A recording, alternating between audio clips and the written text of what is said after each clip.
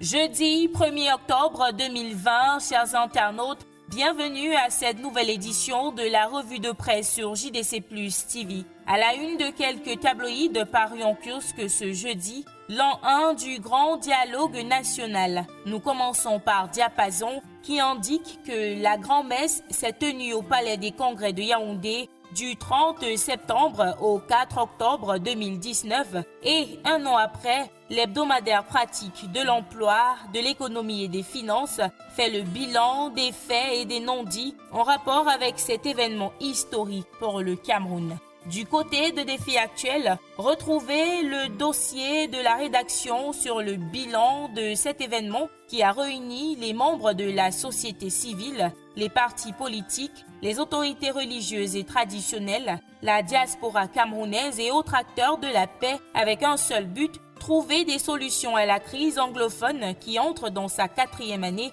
dans les régions du Nord-Ouest et du Sud-Ouest. Au terme de ce dialogue, un nombre de recommandations ont été faites et Défi Actuel décrypte le bilan un an après en pages 2 à 5 de son édition de ce jeudi. Le quotidien Le Jour de son côté annonce un 1er octobre sous haute tension dans les régions du Nord-Ouest et du Sud-Ouest. En effet, ce 1er octobre est jour de commémoration de l'indépendance de l'ancien Cameroun britannique, Southern Cameroons, sous le nom de The Federal Republic of Ambazonia, indépendance déclarée le 1er octobre 2017 par des indépendantistes anglophones. Ces déclarations avaient alors conduit à une représaille de la part du gouvernement camerounais, ce qui, pour certains, a radicalisé le mouvement sécessionniste et transformé les revendications en un conflit armé.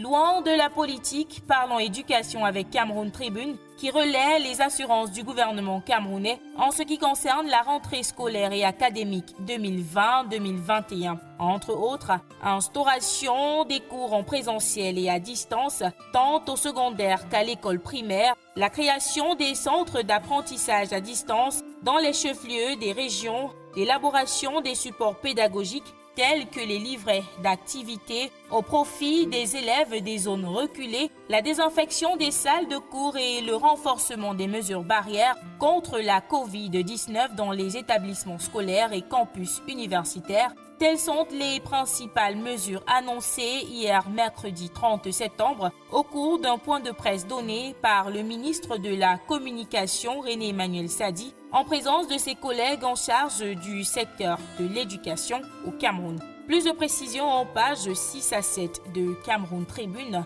parution de ce jeudi. Et c'était tout pour la revue de presse de ce jour. Merci d'avoir regardé. À demain avec le même plaisir.